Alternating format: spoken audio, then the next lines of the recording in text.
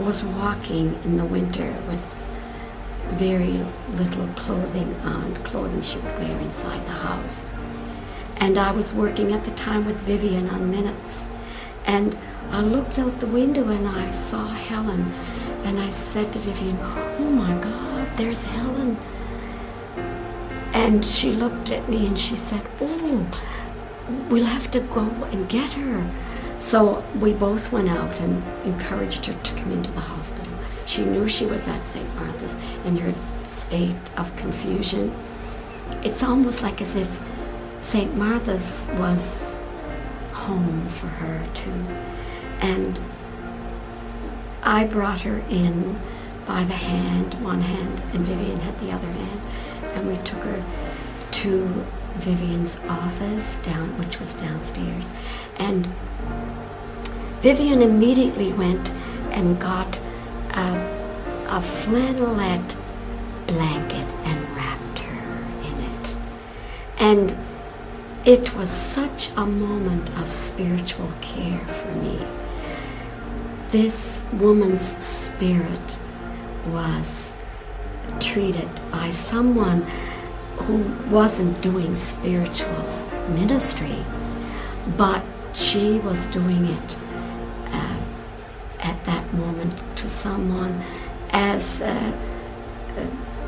part of her ministry.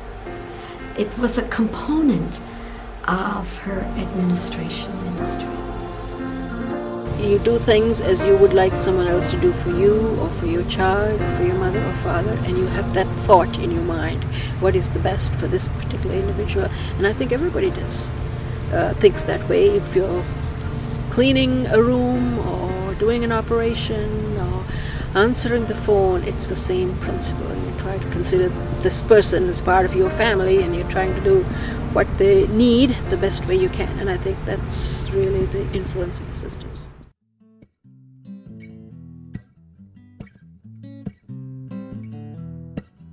It all starts at the front door. People come in from all walks of life. They have to go see their specialists or their doctors or nurses, what have you. And we have the staff I work with each and every day are phenomenal.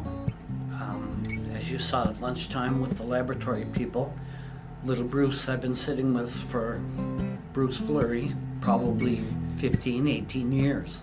I've been here 20. So we've been sitting together a long time, exchanging chats and so on, having, lunch conversations, etc. It starts at home. I wake up happy, I come to work happy. Before I actually became a member of the St. Martha's working family, I have great memories of being a patient there when I was pregnant with my son 33 years ago. I spent 8 weeks in the hospital, and I still, to this day, can remember every part of that and who my nurses were.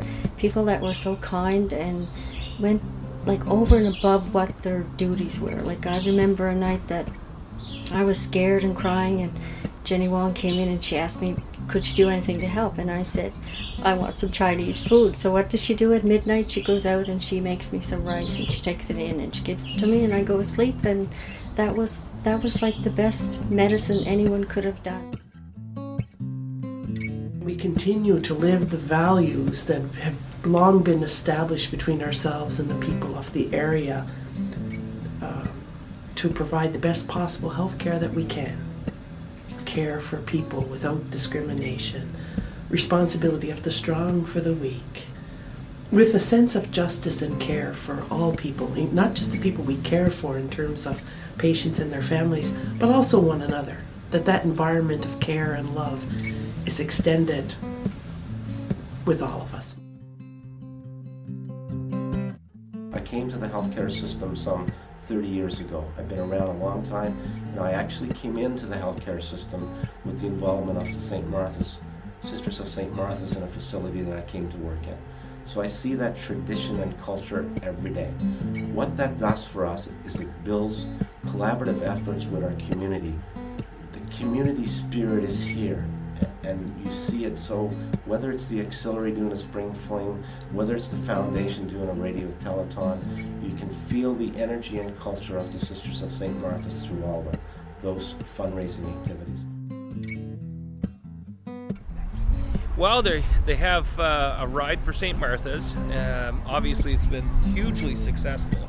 I think we have over 115 bikes, and there's been a lot of money raised through pledges. This is the first annual, and we're hoping that it'll go forward, and we'll do this every year. I think St. Martha's is something that's very, very dear and important to our community, and people support it, but it's because of the way the sisters ran it. And I think that people realize how good the quality of healthcare service that they provide to us, and we don't want to lose that. So we support, the hospital, but there's something special about it. There's ownership within the community from the people. It's something that people have been involved in for many, many years, through many generations, to make it what it is today. And I think we've been very fortunate to have the leadership that the sisters provided to run the hospital so efficiently and so well and make it such an important part of this community. We want to preserve the legacy of the Sisters of St. Martha.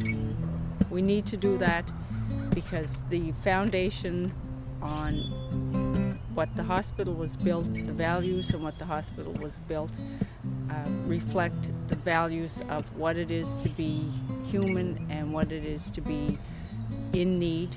And as healthcare providers, we need to maintain that focus. We need to not look at it as a business. Healthcare, there's always going to be challenges as far as money goes, but as far as human needs go, they're always going to be there. It's important to continue the values in a culture where things are moving along so fast that we shouldn't ever lose sight of the value of each individual, whether they're wealthy or sick or healthy or whatever. There shouldn't be any discrimination. They should feel, and hopefully people do, that when they come through the doors of this hospital, they're met with care and compassion, and that people really do care about what happens to them. I want you to do what you used to before it came up.